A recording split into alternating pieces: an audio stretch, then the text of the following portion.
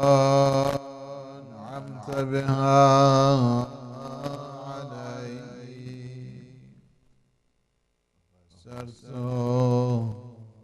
في شكرها ويحدوني على مسألتك تفضلك على من أقبل بوجهه إليك ووفد بحسن ظنه إليك إذ جميع إحسانك تفضل وإذ كل نعمك ابتداء فها أنا يا إلهي واقف بباب عزك وقوف المستسلم وسائلك على الحياء مني سؤال البائس المعين مقر لك بأني لم أستسلم وقت إحسانك بالله بالإقلال عن سيالك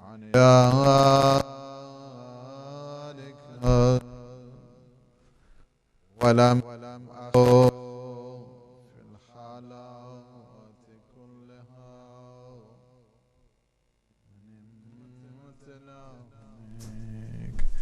وصلى الله على محمد وآله الطاهرين.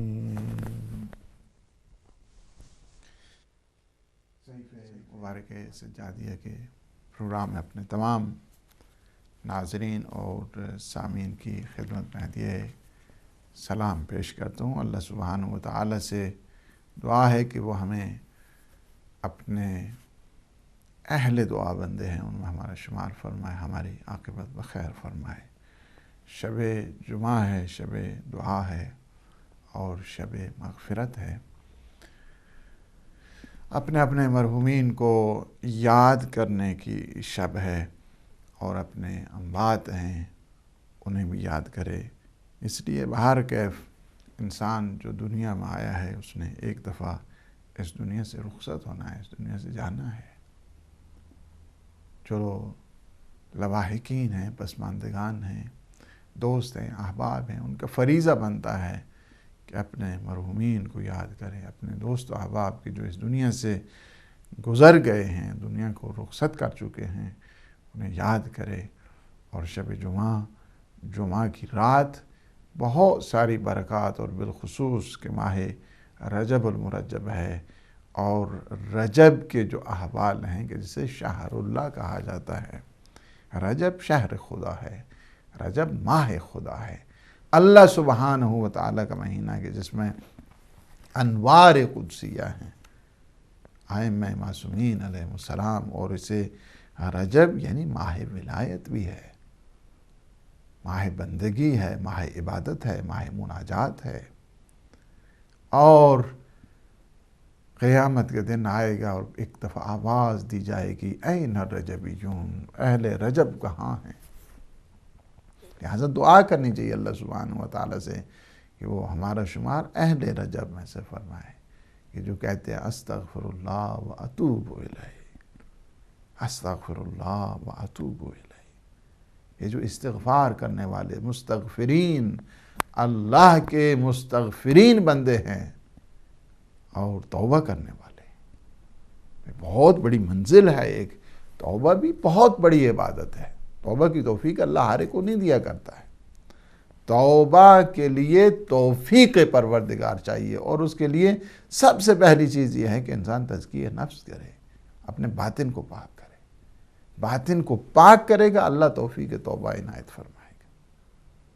انسان اخلاص کی منزل پر آئے گا، اللہ اسے توفیق توبہ عنایت، یعنی توبہ بذات خود عبادات کا ایک سر نخ بن جایا کرتی ہے۔ خود توبہ ایک توفیقات کا سبب بنتی ہے۔ توبہ سے انسان گزشتہ کو انسان یعنی جو ماضی کے حالات ہیں، ورنہ اگر مسئلہ توبہ نہ ہو تو انسان اس دنیا میں اس طرح سرگرداں ہو جائے کہ اسے خبر ہی نہ ہو کہ مجھے کیا کرنا ہے۔ یعنی دروازے توبہ کا کھلنا اور دروازے توبہ کا موجود ہونا ایک بہت بڑی ہدایت کا پیش خیمہ بنا کرتا ہے۔ اگر یہ توبہ نہ ہو اور بندے کو یہ یقین ہو جائے کہ میری توبہ نہیں ہے، وہ گناہوں پہ گناہ کرتے گا، پھر اسے کسی چیز کا کوئی خوف نہیں آئے گا۔ توبہ سٹاپر ہے ایک قسم کا، توبہ انسان کو روک دیتی ہے گناہوں سے۔ تو توبہ کیا کرتی ہے؟ معاصی سے نجات کا سامان پیدا کرتی ہے۔ یہ توبہ ہے کہ جس کے لیے ایک انسان کہتا ہے کہ نہیں، میری نجات ہے نا، میرا اللہ مجھے معاف کرے گا، میرا کریم پروردگار ہے، دنیا والے معاف کریں یا نہ کریں، میرا اللہ مجھے ضرور معاف کرے گا۔ یہ کیا ہے؟ یہ جو نظریہ ہے، نظریہ توبہ، the notion of repentance جس کو کہتے ہیں، یعنی وہ کانسیپٹ آف توبہ جو ہے، یہ بذات خود بہت ساری برکات اور بہت ساری رحمات کا سبب بنا کرتی ہے۔ توبہ ہے کہ جس سے انسان آس اور امید اور ہدایت اور رشد اور تکامل کی زندگی گزارتا ہے۔ کوئی ایسا نہیں ہے کہ جس سے خطائیں سرزد نہ ہوتی ہوں، اور وہ ایسا ہے کہ ہر ایک کی خطا کو معاف کرتا ہے۔ ان مہینوں کو اویل کرے کہ ان مہینوں کو انسان غنیمت شمار کرے، بالخصوص رجبیون، پھر 12، 13 اور 14 کی جو راتیں ہیں اس میں اعتکاف بیٹھنے والے، سبحان اللہ، اللہ کے معتکفین بندے، عمل داؤد کرنے والے بندے، عمل داؤد بھی انہی راتوں میں ہے۔ لیلۃ الرغائب، ایام 20، بڑے اہم دن ہیں۔ ان اہم دنوں کو انسان خاطر میں لائے اور اللہ سبحانہ و تعالیٰ کے حضور توفیق مانگے کہ پروردگار تو میرا شمار رجبیون میں سے فرما، میرا شمار فرما ان سے کہ جو اہل رجب ہیں، رجب والے بندے ہیں، ان میں سے جو نہر رجب سے سیراب ہونے والے ہیں، کہ جو شہد سے زیادہ شیرین اور دودھ سے زیادہ سفید۔ وہ کون سے ہوں گے؟ جو روزہ رکھنے والے ہیں، روزے دار، صائمین اور قائمین اللہ کے، یہ پریپیئر کرنے کے لیے یہ مہینے آئے ہیں، بہار عبادات کے لیے یہ مہینے ہیں۔ اور انسان جو ہی رجب میں آتا ہے، انسان اپنے آپ کو پریپیئر کرتا ہے شعبان کے لیے، شعبان میں اپنے آپ کو پریپیئر کرتا ہے ماہ مبارک رمضان کے لیے۔ یعنی یہ ہے، اس لیے یہ لمحات بالخصوص رجب کے، اور واسطہ دے، تمسک کرے۔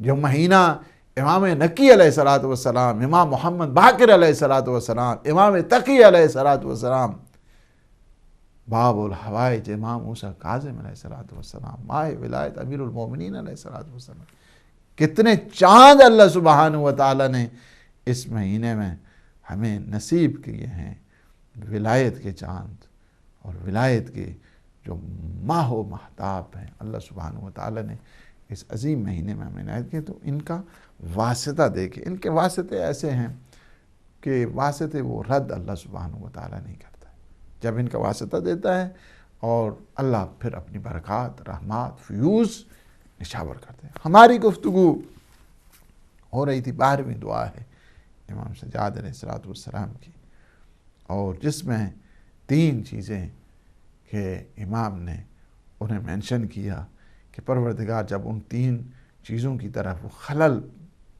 چونکہ آیا ہے، جس کی وجہ سے اس خلل کی بنیاد پر کس طرح تجھ سے دعا کی جائے، یعنی ہاتھ پھیلانے کے لیے، دامن پھیلانے کے لیے کچھ 3 چیزیں مانے بن رہی ہیں۔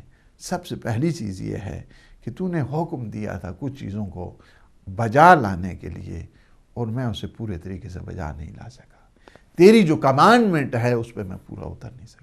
تو نے کچھ چیزوں کی نہیں کی تھی، ان نہیں پہ میں بجائے اس کے رکتا، اور میں نے ان کو تیزی کے ساتھ آگے بڑھا اور ان کا انجام دے دیا، حالانکہ مجھے رکنا چاہیے تھا۔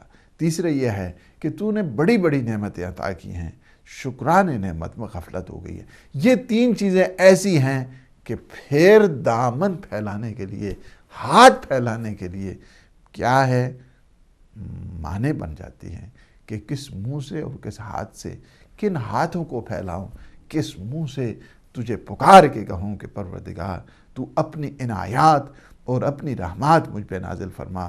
تو یہاں پہ جو 3 چیزیں ہیں کہ جس پہ ہماری گفتگو ہو رہی تھی کہ اللہ سبحانہ وتعالی جتنے بھی احکام ہیں اللہ کے، احکام الہیہ جن کو کہا جائے، یہ انسان کے لیے، چونکہ انسان ذمہ دار ہے، انسان پہ اللہ نے یہ تکلیف شرعی رکھی ہے، چونکہ اللہ نے اسے ارادہ دیا ہے، اللہ نے اسے اختیار دیا ہے، ول پاور اسے دی ہے، چوائس اسے دی ہے۔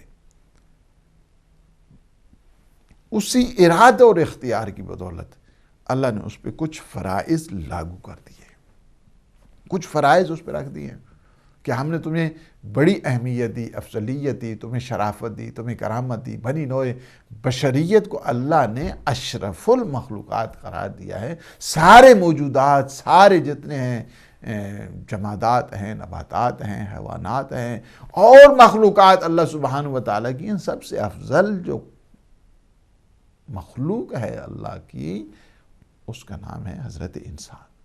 اس پہ کچھ اللہ نے فرائض، کچھ رسپانسبلٹی، تکلیف شرعیہ اللہ سبحانہ وتعالی نے رکھ دی ہے۔ اسی سے اس کی ڈسٹنکشن ہوتی ہے، اسی سے وہ ممتاز ہوتا ہے۔ احکام الہیہ پہ جو عمل نہیں کرتا نا، اور وہ کہے کہ میں افضل مخلوق ہوں، نہیں، وہ نہیں ہے مخلوق، مخلوقات میں سے افضل نہیں ہے وہ، مخلوقات میں سے وہ افضل نہیں ہے کہ جو واجبات کو انجام ہی نہیں دیتا، محرمات سے اب بچتا ہی نہیں ہے، نہ اسے مباحات کی خبر ہے، نہ اسے مکروہات کی خبر ہے، نہ اسے جتنے جائز نہ جائز کسی کی کوئی خبر نہیں۔ ہاں جی میں تو اشرف المخلوقات۔ کس چیز کا اشرف المخلوقات ہے؟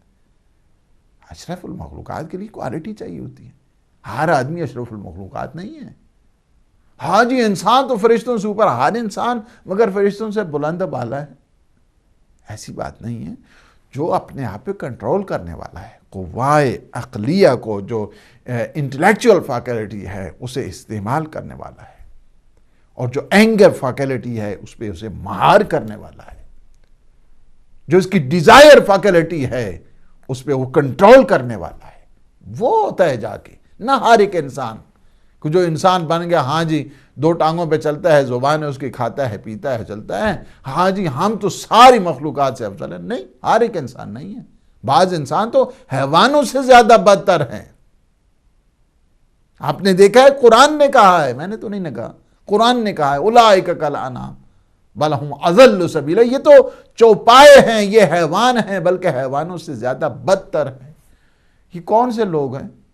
ہے انسان، بعض جگہ کہا ہے صم بکم عمی فہم لا یرجعون، بعض جگہ کہا ہے کہ ان کے دل ہیں لیکن یہ سمجھتے نہیں، ان کی آنکھیں ہیں مگر یہ دیکھتے نہیں، ان کے کان ہیں مگر یہ سنتے نہیں۔ یہ وہ لوگ ہیں کہ جو حیوان ہیں، بلکہ حیوانوں سے بھی زیادہ بدتر ہیں۔ حیوان میں تو قوہ عقل نہیں ہے، ان میں ہم نے قوہ عقل عطا کی ہے، اور اس کے باوجود، قوہ عقلیہ کے باوجود اس کو مہار نہیں کرتے ہیں، وہ قوہ عقل ہونے کے باوجود اسے یوٹیلائز نہیں کرتے ہیں، قوہ عقل ہونے کے ساتھ اسے کیا ہے استعمال ہی نہیں کرتے ہیں۔ تو یہ کیا ہے کہ یہ کہنا کہ ہاں جی یہ فرشتوں، ہر انسان فرشتوں سے اوپر نہیں ہے،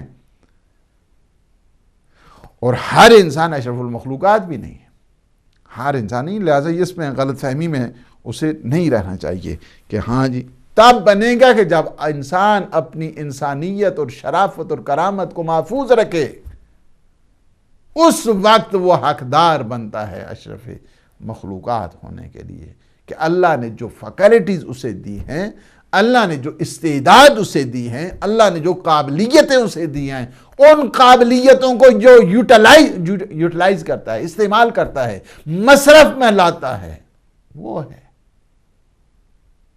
وہ ہے ہمیں کیا چاہیے؟ ہمیں انہیں یوٹیلائز کرنا ہے، صحیح معنوں میں استعمال کرنا ہے، انہیں مصرف میں لانا ہے۔ اللہ نے کیا کیا جواہر پارے عطا کیے ہیں، وجدان کی صورت میں، فطرت کی صورت میں، عقل کی صورت میں، نطق کی صورت میں، تکلم کی صورت میں۔ یہ جو ڈسٹنکشنز اللہ سبحانہ وتعالی نے انسان کو دی ہیں، ان کو صحیح معنوں میں پراپر انداز کے ساتھ یوٹیلائز کرنے کا نام اشرفیت ہے، افضلیت ہے۔ کچھ فرائض اللہ سبحانہ وتعالی، ہماری گفتگو یہاں پہ آ کر رک گئی تھی کہ اللہ سبحانہ وتعالی نے اتنی استعداد، اتنی طاقتیں انسان کو دی ہیں، یہ بے مقصد تو نہیں دی ہیں، بے مقصد تو نہیں دی ہیں، ان کا ایک ہدف ہے، ان کا مقصد ہے، ان کے آبجیکٹیوز ہیں، اور ان اہداف اور مقاصد تک پہنچنا ہر صاحب استعداد کی ذمہ داری بنتی ہے۔ صحیح اور مکتبی انسان کیا ہے؟ حقیقت میں اس کی شرافت اور انسانیت یہ ہے کہ وہ آئیڈیل لائف کی طرف آگے بڑھے۔ زندہ چلتا پھرتا لاشا، اس کی کوئی اہمیت نہیں ہوتی ہے۔ مقصد کو فالو کرنے والا، ایک ہدف کو فالو کرنے والا، ایک آئیڈیل ہیومن بینگ، ایک ideal main kind, ideal humanity کو اسلام چاہتا ہے۔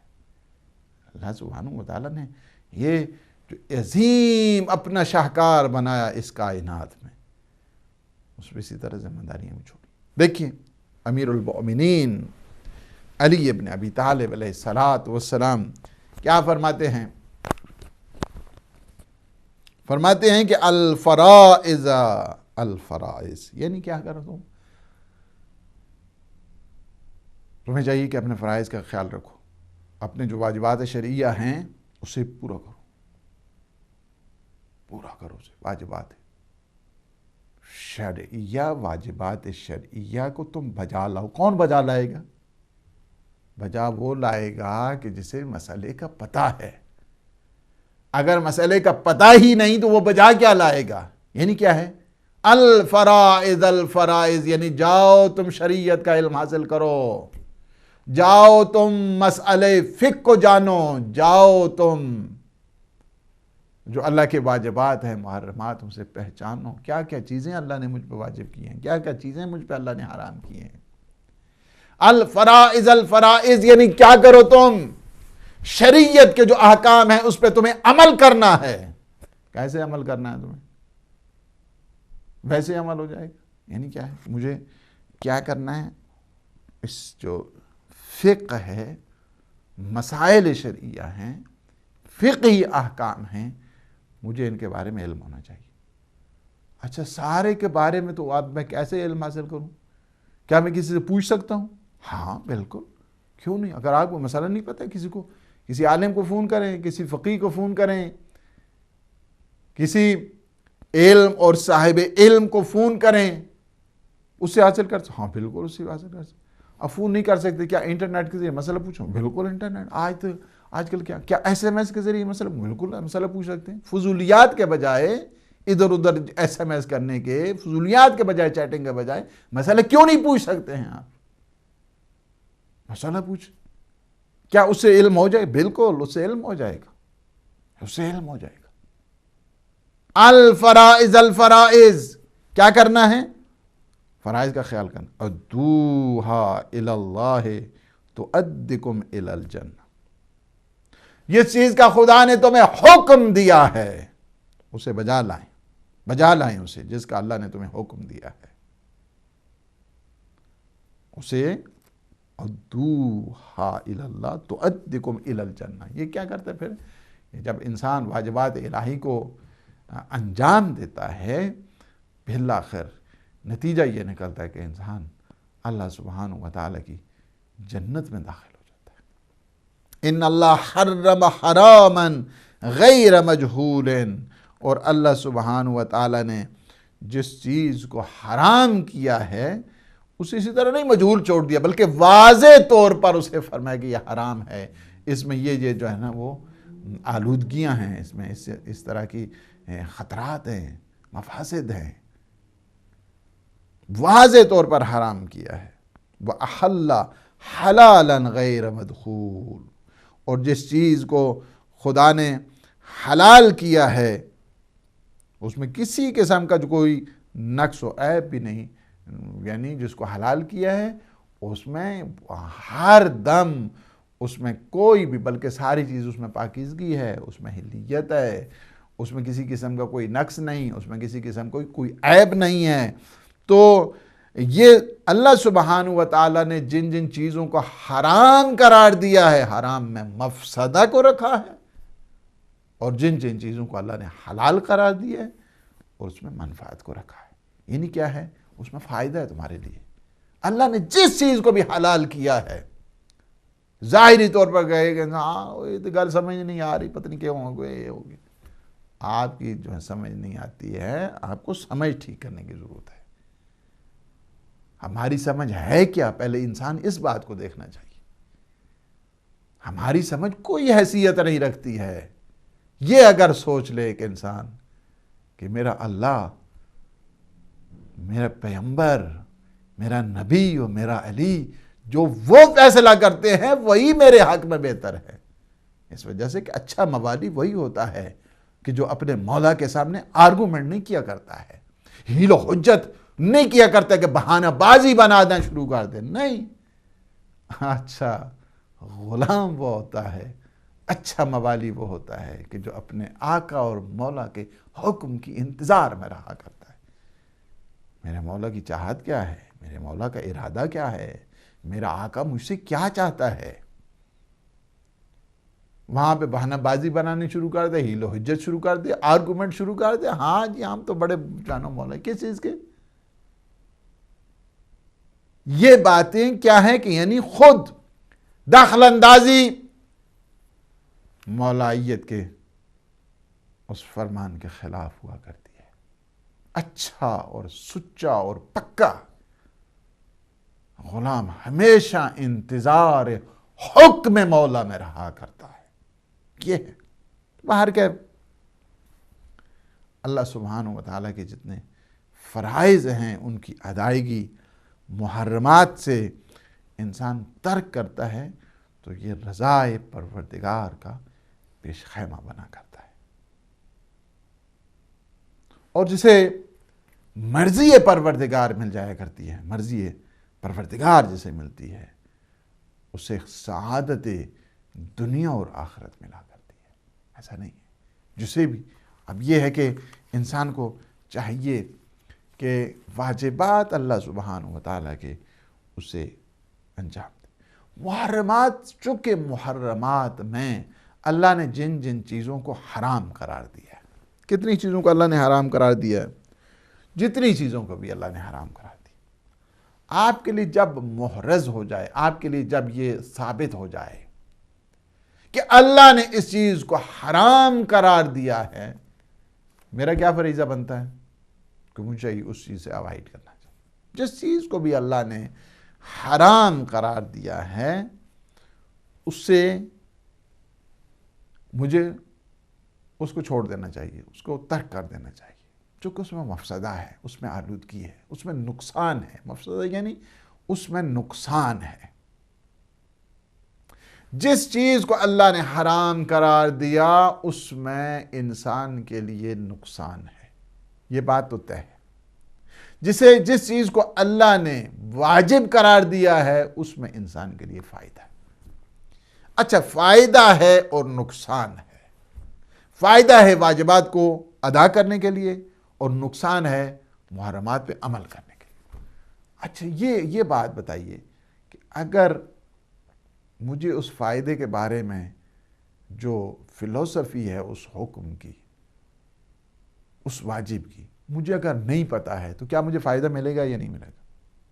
فائدہ تو مجھے ملے گا، کیا وہ جو جس کو اللہ نے حرام قرار دیا ہے اس میں نقصان ہے نا؟ اچھا مجھے پتہ ہی نہیں ہے کیا، لیکن اس کے میں نقصان ہوگا یا نہیں نقصان ہوگا؟ نقصان اس کا ہے، نقصان اس کا ہے،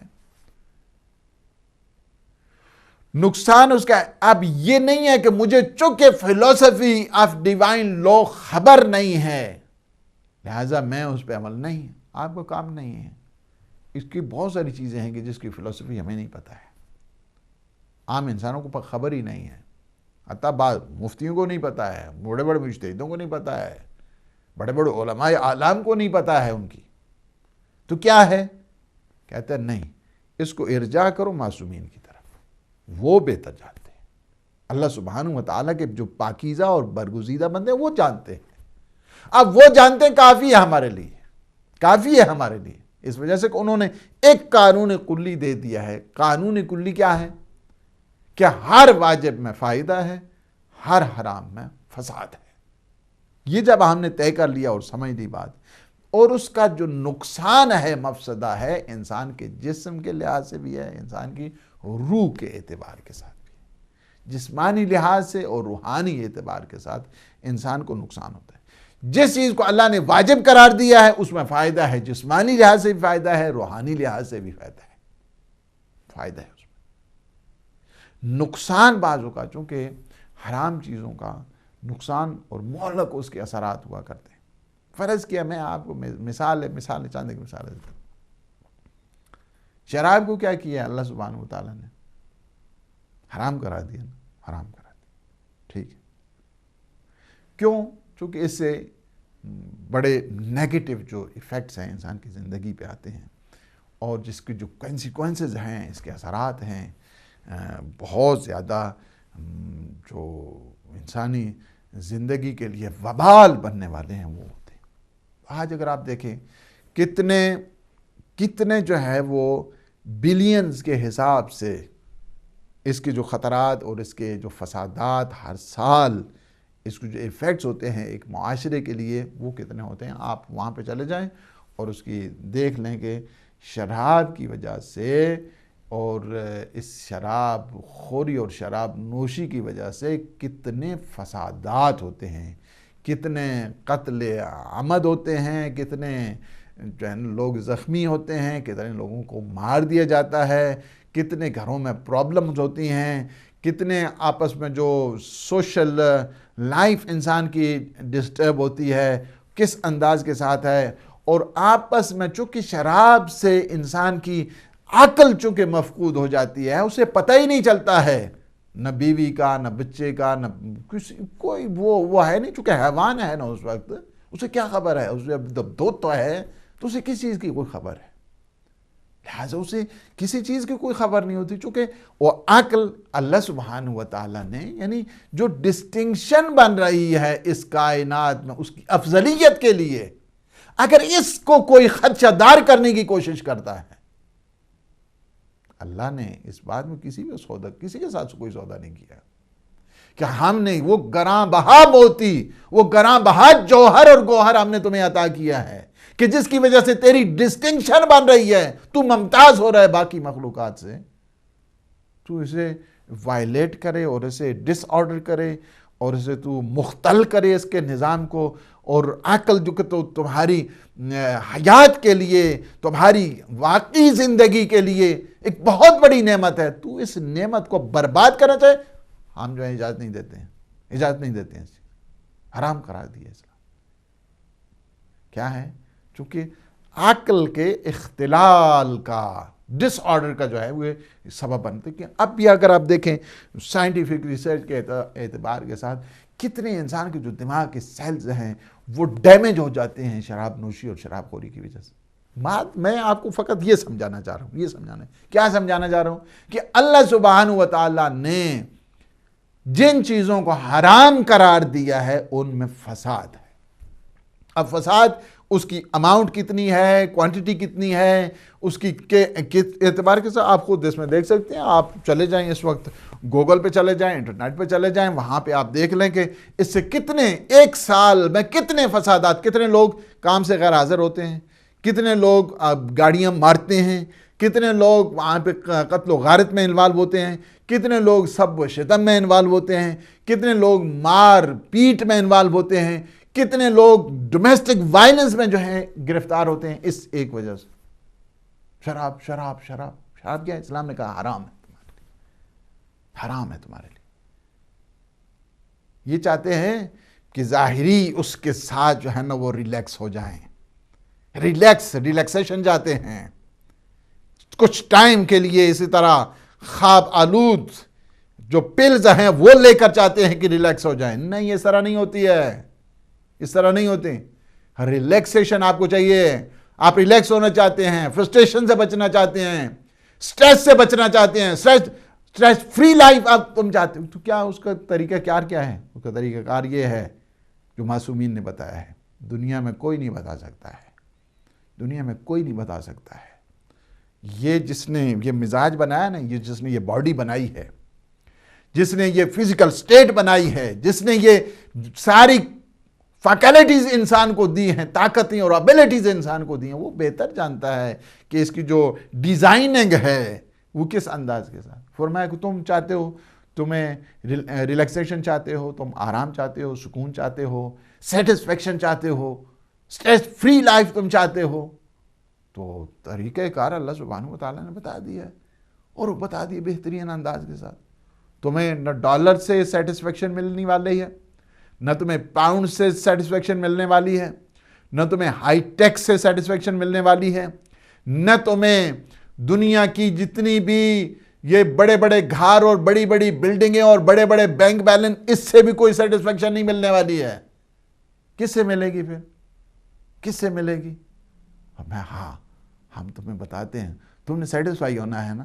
تمہاری ہم نے ڈیزائننگ اس طرح کی ہے، اس کی جو انجینئرنگ ہے نا تمہاری باڈی کی، تمہاری سائیکی کی، ہم نے اس انداز کے ساتھ کی ہے. کیا؟ اللہ بذکر اللہ تطمئن القلوب. یہ دل ہے نا، دل تم چاہتے ہو ریلیکس ہو جائے، تم چاہتے ہو سیٹسفائی ہو جائے. اللہ بذکر اللہ تطمئن القلوب، اللہ کے ذکر ہی سے دل مطمئن ہوتے ہیں. بس نہ درہم و دینار سے، نہ مال اور متال سے، نہیں کچھ نہیں. بلکہ بعض اوقات جو ہے نا اور زیادہ فرسٹریشن کا جو ہے نا یہ چیزیں باعث بنا کرتی ہیں انسان کے لیے. ایک چیز بتا دی، کیا ہے؟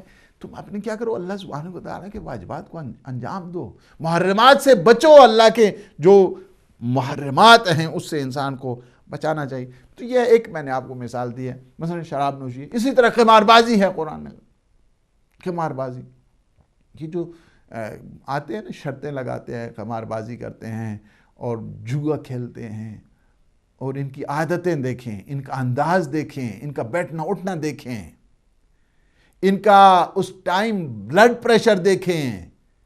کتنی بیماریاں میں اس طرح جو ہے نا مخبوط الحواس قسم کے ان کے حالات ہوتے ہیں اس دوران، وہ سب کچھ داؤ پہ لگا دیتے ہیں. یہ جو جواریے ہیں نا، جواریے، یہ جوئے باز، اور یہ جاتے ہیں پتہ نہیں کسینو اور پتہ نہیں کیا کیا ہے وہاں پہ جو ہے نا. آج کل یہ آج کل تو بہت ماڈرنائز ہو گیا ہے نا، بہت ماڈرنائز ہو گئی ہے دنیا، اور وہ گھر پہ بیٹھے ہوئے آج کل انٹرنیٹ کے ذریعے بھی بہت ساری اسی طرح اس جو ہے نا جسے اسلام نے جوئے کو حرام قرار دیا ہے، اس میں یہ چاہتے ہیں راتوں رات ملینئر بنے، راتوں رات ملینئر بنے. یہ چاہتے ہیں کہ بغیر کسی رنج کے بس گنج حاصل ہو جائے. یہ لالچی قسم کے لوگ، یہ جو grade is good, grade is good کہنے والے یہ لوگ، نہیں نہیں. تمہارے پاس کتنا پیسہ، جتنا پیسہ آ جائے گا کیا ہوگا اس کو؟ پھر کیا ہے؟ تمہاری اتنی بلڈنگ پھر کیا ہوگا؟ اس کو کوئی اینڈ ہے اس کا؟ ہمیشہ دعا کیا کرو اللہ سبحانہ و تعالیٰ سے کہ 2 ٹائم کی روٹی وہ دے دے، عزت کے ساتھ دے دے. بس یہ کافی ہے، یہ کافی ہے انسان کے لیے. السلام علیکم ورحمۃ اللہ. السلام علیکم. وعلیکم السلام. انیس صاحب سے بات کر رہا ہوں. جی امریکہ سے بول رہے ہیں، نیو یارک سے. جی جی جی جی بہت خوبصورت پروگرام ہوتا ہے آپ کا، خاص طور پر یہ سیف سنجاریہ کے بارے میں جتنی معلومات آپ فراہم کرتے ہیں، تو میری اتنی عمر ہو گئی ہے لیکن اتنے اچھے پروگرام میں نے سنا تو ہے کافی عالموں کو، لیکن اب اتنی معلومات میں اضافہ ہو رہا ہے کہ کسی کو انتہا نہیں۔ مجھے صرف آپ سے یہ معلوم کرنا تھا کہ رجب کے جو اعمال ہیں ان میں بہت زیادہ امپورٹنٹ اعمال کون کون سے ہیں، تاکہ میں اصل میں رات کی ڈیوٹی کرتا ہوں، تو دن کو جب بھی وقت ملے مغرب یا ظہر کے بعد تو کون کون سی ایسی نمازیں ہیں جو خاص پڑھنے کی ہیں تاکہ اس کو ادا کیا جا سکے۔ ٹھیک، بہت بہت شکریہ آپ کا، اللہ السلام رکھے۔ شکریہ، شکریہ، ہاں شکریہ۔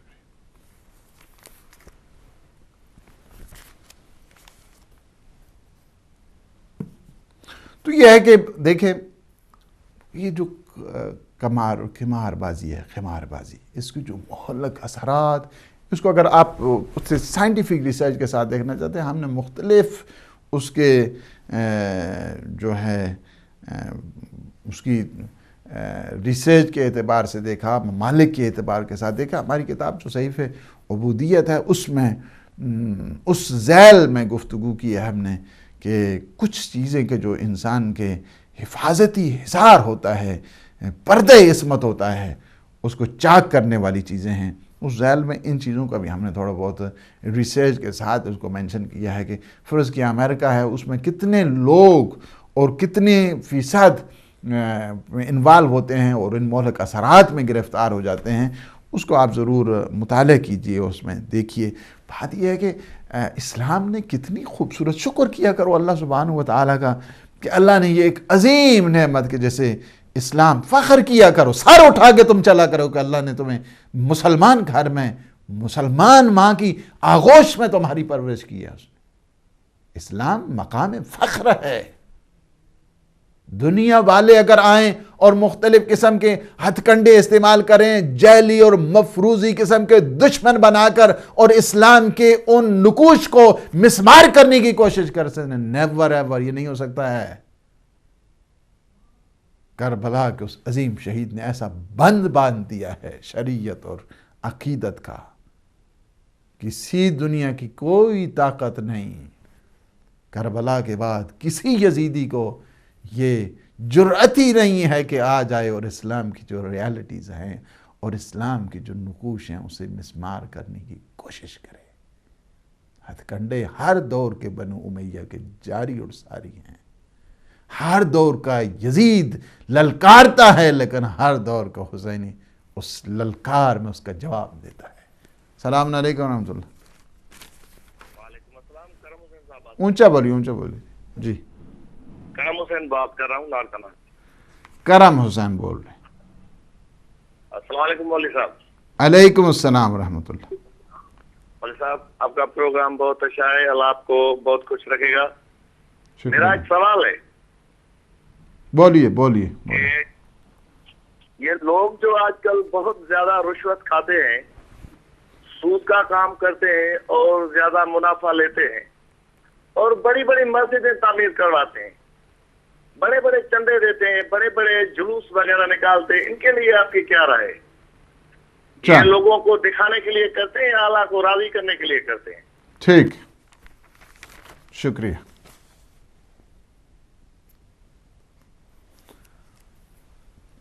تو یہ ہے کہ اسی طرح جو اللیگل جو ریلیشن شپس ہوتے ہیں، ناجائز تعلقات، اس کے بل بوتے پہ جو حرام قسم کے ان فسادات میں گرفتار ہوتا ہے، جوانوں کو میں بالخصوص تاکید کر رہا ہوں، جوانوں کو میں تاکید کر رہا ہوں، کچھ چیزیں کہ جو انسان کے پردہ عصمت کو، حجاب عصمت ہے اس کے لیے اسے مخدوش کر دیتی ہیں، نظام عصمت کو برباد کرتی ہیں، ان میں سے ایک یہ چیز ہے کہ ناجائز تعلقات، ناجائز انلیگل جو ریلیشن شپس ہیں، یہ چیزیں کئی قسم کے فسادات اس کے یہ سبب بنتے ہیں۔ سب سے زیادہ بدبو قیامت کے دن ان افراد سے ہوگی کہ یہ جو غیر شرعی طریقے سے روابط اختیار کرتے ہیں، مرد عورت کے، سارے اتنی ان سے عفونت، اتنی بدبو آئے گی قیامت کے دن کہ پورا عالم معاشر ایک دفعہ اس کرب میں مبتلا کہے گا یا اللہ ان کو پرے ادھر، اس بدبختوں کو جو ہے نا ادھر لے جا، بو آ رہی ہے، بدبو آ رہی ہے، اس قدر بدبخت، اتنی پورے عالم معاشر پریشان ہو جائے گا ان کی بو سے، بدبو سے. یعنی وہاں پہ یہ ہے قیامت کے دن ہر ایک اپنے اس کردار کے ساتھ بتانے کی ضرورت نہیں ہے، اس انداز کے ساتھ وہ معاشر میں آئے گا کہ سارے لوگ پہچان لیں گے کہ ہاں یہ وہاں دنیا میں اس طرح کی کرتوت کرتا تھا. اسلام نے حلال جوانوں کو چاہیے جلدی شادی کر لیں، جوانوں کو چاہیے جلدی، یعنی ان چیزوں کی طرف. تو یہ ہے کہ کئی قسم کے جو مفاسد ہیں اسے کنٹرول کرے. اسی وجہ سے جوانوں کے لیے پیغمبر اسلام نے نسخہ دیا، اگر کوئی انوالو ہے پڑھائی اپنی میں، شادی جلدی نہیں کر سکتا ہے، اسے چاہیے کہ وہ روزہ رکھا کرے. یعنی دیکھیں نا اسلام نے طریقہ کار بھی بتایا ساتھ ساتھ. اگر کوئی مثلا کسی مشکل میں ہے فرمایا تم روزے رکھا کرو، روزے رکھنا. یعنی ان چیزوں سے انسان اپنے آپ کو بچا سکتا ہے، محفوظ کر سکتا ہے. ایک جوان آیا کہا یا رسول اللہ شادی جلدی نہیں، فرمایا تم روزہ رکھا کرو. اسی طرح باقی جو محرمات ہیں اللہ سبحانہ و تعالی نے حرام جن چیزوں کو قرار دیا ہے، یہ انسان کے لیے زہر قاتل ہوا کرتے ہیں، زہر قاتل. تنہا عن الفحشاء والمنکر والبغی، تمہیں ظاہری باطنی حق سے گزرنے کی جو نہیں ہے اللہ سبحانہ و تعالیٰ نے کی. آخری دے دیں. السلام علیکم ورحمۃ اللہ. السلام علیکم آغا، کیسے مزاج ہے سرکار؟ السلام ورحمۃ اللہ. جی ڈاکٹر صاحب. ہلو آغا. جی میں سن رہا ہوں آپ کی بات. ڈاکٹر یہ کرنی تھی، ماشاءاللہ پروگرام کافی اچھا ہو رہا ہے اور آپ کو مبارک بھی ہو امام علی نقی اسلام کی پیدائش کی بھی. اللہ پاک. اب سوال یہ پیدا ہے، میں اکثر سوچتا ہوں اور کافی دنوں سے سوچتا ہوں کہ رسول کریم صلی اللہ علیہ وسلم کے زمانے میں اور ابھی بھی اسلام جو پیش کیا گیا وہ بالکل سیدھا سادہ اور سمپل مذہب تھا. کوئی اس میں تکلیف نہیں، کوئی اس میں کمپلیکیشن نہیں تھی.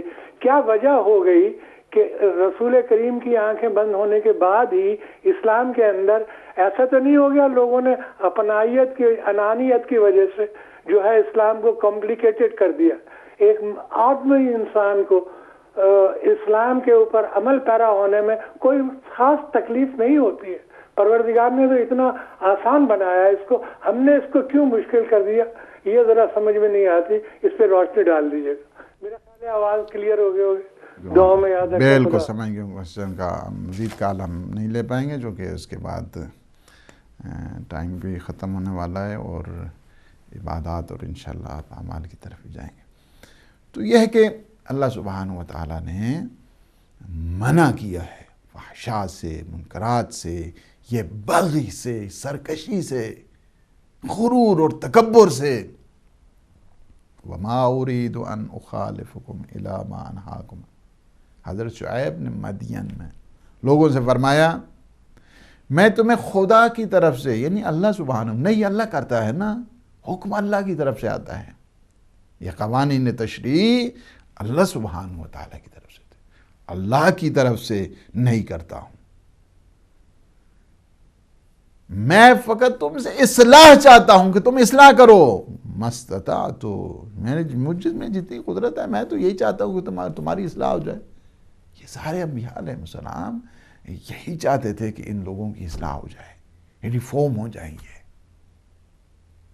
ان کی تہذیب نفس ہو جائے، زندگی ان کی حیات باقی اچھی ہو جائے.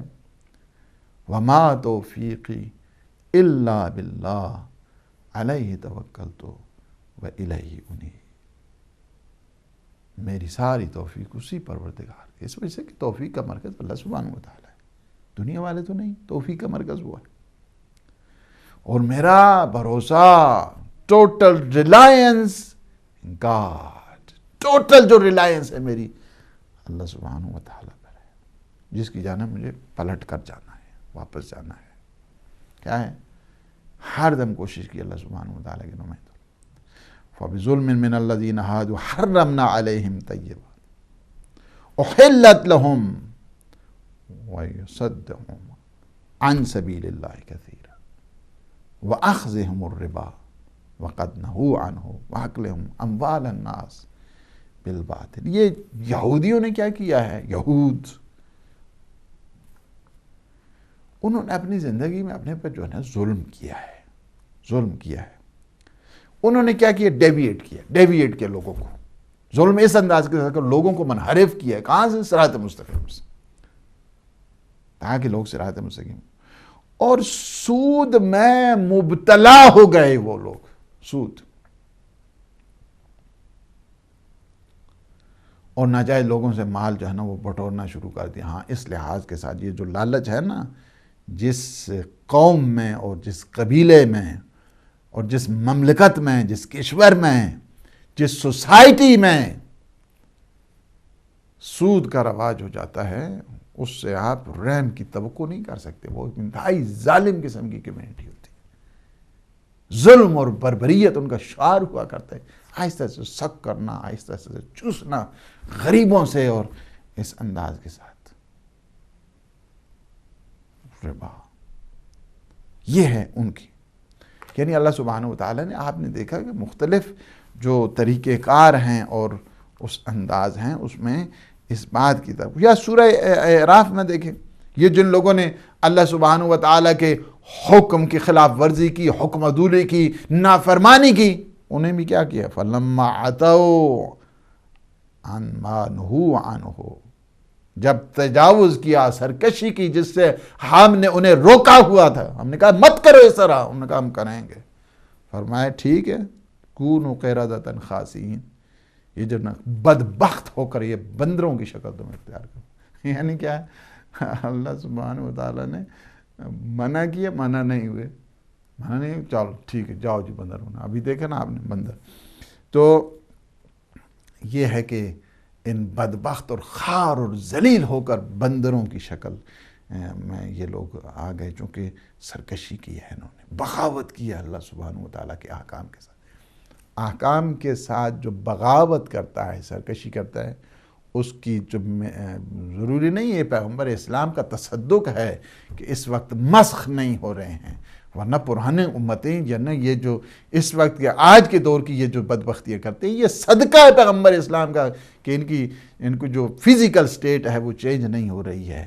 اللہ نے کچھ چیزیں امت پیغمبر کو بتصدق پیغمبر اسلام اس کو یعنی معاف کیا ہے، ان میں سے یہ ہے۔ لیکن اگر یہ نہیں ہے کہ اگر وہ سرکشی کرتے ہیں احکام خدا کے بارے میں تو بندر نہیں، لیکن بندر نما ضرور ہو جاتے ہیں، ان کا مزاج وہی بندرانہ سا جو ہے نا وہ ہو جاتا ہے، اس وجہ سے کہ احکام خدا کے مقابلے میں اگر کوئی سرکشی کرے، شریعت کے مقابلے میں اپنی طبیعت کو جو لڑانا چاہتا ہے، جو حلال محمد ہے اسے حرام جو کرنا چاہتا ہے، وہ حقیقت میں اس کا شمار انسانوں میں سے نہیں ہوتا ہے۔ وَإِذَا الْوُحُوشُ حُشِرَتْ، جس دن جو ہے نا وہ وحشی لوگ جو ہے نا وہ آئیں گے۔ کون سے وحشی ہوں گے؟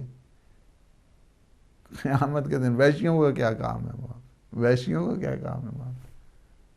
یہ وائلڈ جو اینیملز ہیں ان کو کیا کام ہے وہاں پہ؟ یہی لوگ ہیں کہ جن کی صفات اس طرح کی ہوں گی کہ جو بندروں کی صورت میں، کہ جو مختلف نجس العین کی صورت میں وہاں پہ آئیں گے، ان عادتوں کی وجہ سے، ان بدکرداریوں کی وجہ سے۔ اور اس تو یہ ہے کہ انسان محرمات الہیہ انسان کو فسادات کی طرف لے کے جاتی ہے۔ مطلب آپ کو یہی ہے جی، جتنی میں نے آیات، اس کے بعد کچھ روایات ہیں، لیکن میں سمجھتا ہوں کہ ٹائم میرے پاس نہیں ہوگا۔ میں اگر ان روایات کو، چونکہ چند ایک روایات بہت اہم ہے کہ جو مجھے چاہیے کہ میں آپ لوگوں کو سناؤں، امیر المؤمنین علی ابن ابی طالب علیہ السلام، اور پھر جو ہے نا بہت زیادہ جو معصومین علیہ السلام کی روایات ہیں، چند ایک میں آپ کو، چونکہ نمونے کے طور پہ ہم چند ایک چیزیں آپ کو بتا سکتے ہیں، ایک گھنٹے میں یہی کچھ ہی ہو سکتا ہے۔ اللہ سبحانہ وتعالیٰ انشاءاللہ آپ کے بھی لمحات کو عبادت میں شمار فرمائے۔ ہمارے انیس حیدر بھائی نے فون کیا ہے نیو یارک سے، اور انہوں نے باہر کے پروگرام کو اپریشیٹ کیا ہے، اللہ سبحانہ وتعالیٰ انہیں اجر دے۔ اور رجب کے انہوں نے دیکھے، میں نے آج سے میرے خیال میں 3-4 دن پہلے یا 5 دن پہلے ایک پروگرام کیا تھا اسی رجب کی فضیلت کے سلسلے میں، اور اس کے کچھ اعمال ہیں اس سلسلے میں بتائی تھی، کچھ روایات اور سنائی تھی کہ جن میں سے دیکھیں 2 قسم کے اعمال ہیں رجب کے۔ ایک اعمال جن کا تعلق جو ہے نا وہ کامن قسم کے اعمال ہیں، جو مشترکہ اعمال جن کو کہتے ہیں آپ، اس میں یہ ہے کہ انسان 70 مرتبہ مثلا جو ہے نا پڑھے، ہر روز ایوری ڈے پڑھے استغفر اللہ و اتوب الیہ، استغفر اللہ و اتوب الیہ۔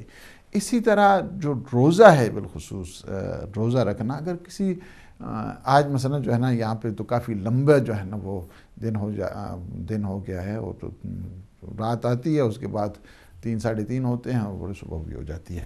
تو یہ ہے کہ اگر کوئی روزہ کسی مجبوری کی وجہ سے، اضطرار کی وجہ سے، مشکل کی وجہ سے، سن رسیدگی کی وجہ سے، بیماری اور لاچاری کی وجہ سے نہیں رکھ سکتا، تو ہم نے وہ تسبیح بھی جو بتائی ہے اس کو پڑھیں، انشاءاللہ اس روزے کا اسے اجر بھی ملے گا کہ سبحان العز الاجل، وہ پوری تسبیح کے جو 4 اس میں ورد ہیں، اور مفاتیح الجنان میں یہ موجود ہے، اس میں آپ دیکھ کے وہ آپ نے 100 ٹائم اس کو پڑھنا ہے تاکہ آپ کا بدلہ بن جائے روزے کا۔ روزے کا یہ ہے کہ اس کے بہت زیادہ فضیلت ہے، مثلا سکرات موت سے اگر کسی نے محفوظ رہنا ہے، انسان چاہتا ہے کہ اس کی موت آسانی کے ساتھ ہو جائے، تو اس سے بھی چاہیے کہ رجب کے بالخصوص جو آخری ایام ہیں ان میں سے 1-2 جو روزے ہیں، 3 روزے بہت زیادہ ریکمینڈڈ ہیں، وہ رکھے۔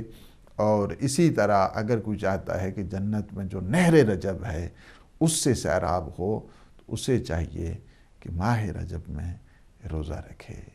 ماہ رجب میں روزہ رکھنے سے جو نہر رجب ہے جنت میں، جو شہد سے زیادہ شیرین اور دودھ سے زیادہ سفید ہے، اس سے وہ سیراب ہوتا ہے۔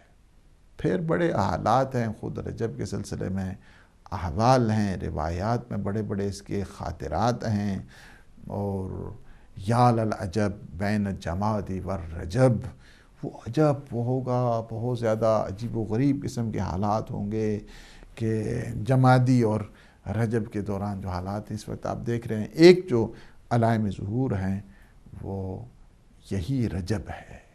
رجب ہے، رجب والوں کی اللہ نے بڑی شان رکھی ہے، اور اس رجب والوں کی شان میں یہ ہے کہ قیامت کے دن انہیں رجبیون، این رجبیون کہہ کے پکارا جائے گا کہ اہل رجب تم کہاں ہو، آ جاؤ۔ ان کی ایک الگ ہی صف بندی ہوگی جو اہل رجب ہیں۔ عمل داؤد بڑا ہی، اس میں اگرچہ 3 دن روزہ رکھنا، 3 دن جو ہے نا روزہ رکھنا ہوتا ہے، عمل داؤد جو ہے نا بڑا ہی مجربہ عمل ہے۔ میں نے خود بھی اپنی کیا ہے، مجھے اللہ توفیق دیتا تھا، جب قم ہوتے تھے اعتکاف میں بیٹھتا تھا، اس کے بعد یہ اس میں ایک الگ لذت ہے، عمل داؤد اس میں ضرور کریں، اس میں بڑی بڑی کوئی آپ کی ایسی حاجت نہیں کہ جو پوری نہ ہوتی ہے اس عمل داؤد سے۔ میں آپ کو بتا رہا ہوں، اس کو ابھی آنے والا ہے، یہ جو 12 یہ جو ایام 20 ہے نا، اس میں آپ ضرور اگر اللہ توفیق دے آپ ضرور جو ہے نا اس عمل کو انجام دیں، چونکہ ہمارا ادھر ادھر سفر ہی رہتا ہے۔ میں اگر خود یہاں پہ غالباً اس دوران جو میرا اسکیجول ہے میں یہاں نہیں ہوں، ورنہ ہم لیکن کوشش کریں گے کہ اس دن آپ کو کچھ اعمال بالخصوص جو عمل داؤد کے سلسلے میں ہیں، ہم یہاں پہ کچھ ہدایت ٹی وی پہ انتظام کیا جائے تاکہ سارے مل کر اس کو دیکھیں بتوفیق اللہ باللہ۔ اور اسی طرح مخصوص کچھ اعمال ہیں، اس میں ضرور آپ دیکھیے، مفاتیح الجنان میں وہ اعمال جو ہے نا موجود ہیں۔ ٹائم میرا بالکل ختم ہو گیا ہے۔ ہمارے کرم حسین بھائی نے وہ لاڑکانہ سے فون کیا، اور وہ زیادہ تر تو وہی پرسنل ایشوز ہے کہ کوئی آدمی اگر اس طرح رشوت، دیکھیں حلال کی کمائی جو ہے اسلام نے اسے پروموٹ کیا ہے، کوئی بھی ہو خواہ، اس کو آپ مسجد کے لیے دے دیں، ممبر کے لیے دے دیں، خطابت کے لیے دے دیں، تعلیم کے لیے دے دیں، جہاں پہ بھی آپ یوٹیلائز کریں، جو مال حلال ہے اسی سے انسان کی برکات اور وہی آخرت میں اس کا نتیجہ بنا کرتا ہے۔ ہمارے محترم ڈاکٹر غیور عباس جعفری نے لوٹن سے فون کیا ہے، انہوں نے کہا کہ بالکل صحیح بات، اسلام بہت سمپل ہے، بہت سادہ ہے، اور اسلام کو جو کمپلیکیٹڈ کیا گیا اس کی میں آپ کو ایک وجہ بتاتا ہوں، اور وہ وجہ یہ ہے کہ چونکہ جب اصلی اپنے قطب سے اسلام کو ہٹایا گیا ہے، آپ نے دیکھا نا چکی اگر اس جو نا وہ کیل ہے اس سے جب ہٹا دیا جائے پھر وہ چکی پھرتی نہیں ہے، پھر وہ دانے ادھر ادھر جو ہے نا وہ منتشر ہوتے رہتے ہیں۔ اور اس کی ایک وجہ اگر آپ دیکھیں، چونکہ یہ اصل جو اسلام ہے اپنے حقیقی جو قطب ہے انسان اس سے جب مرکزیت جو سینٹرلائزیشن تھی اس سے ہٹا ہے، تو یہ پرابلم جو ہے نا وہ شروع ہو گئے ہیں۔ اس کی ایک جو وجہ میں اگر بتاؤں آپ کو وہ یہ ہے کہ جناب سیدہ سلام اللہ علیہا نے بھی اپنا جو خطبہ مسجد ہے، میں اسی پہ تمام کر رہا ہوں، اپنا جو خطبہ مسجد ہے نا اس میں ایک جملہ فرمایا ہے جو ڈیوائن آف کیا کہتے ہیں کہ فلسفی آف ڈیوائن لا جس کو کہتے ہیں، 20 سے زیادہ بی بی نے وہ احکام بتائے ہیں اور اس ساتھ ساتھ جو ہے فلسفی بتائی، ان میں سے ایک یہ ہے کہ وَإِمَامَتَنَا أَمَانًا لِلْفُرْقَةِ، اللہ سبحانہ وتعالی نے ہماری امامت کو واجب قرار دیا ہے تاکہ تم تفرقہ سے، اختلاف سے، انتشار سے محفوظ رہ سکو۔ اللہ سبحانہ وتعالی سے دعا ہے کہ وہ ہمارے لمحات کو اپنی عبادت میں شمار فرمائے، ہمارے گناہوں سے عفو درگزر فرمائے۔ پروردگار شب جمعہ ہے، شب مرحومین ہے، ہم سب کے مرحومین کی مغفرت فرما، انہیں جوار معصومین میں جگہ عنایت فرما۔ جتنے مومنین مومنات حاجات رکھتے ہیں پروردگار باب الحوائج کے صدقے میں ان کی جو حوائج شرعیہ کو پورا فرما۔ ہمارے عزیز ڈاکٹر آفتاب امن، ان کی والدہ کا انتقال آج ہو گیا، ان کی تشییع جنازہ بھی تھی، اللہ سبحانہ وتعالی انہیں جوار رحمت میں اور جوار سیدہ میں انشاءاللہ جگہ عنایت فرمائے۔ خدا بحق محمد و آل محمد عالم اسلام کو سر بلند فرما، عالم طاغوت کو نابود فرما، امام زمان خطب عالم امکان کے ظہور پر نور میں تعجیل فرما۔ اللہم عجل لولیک الفرج۔ والسلام علیکم ورحمۃ اللہ وبرکاتہ۔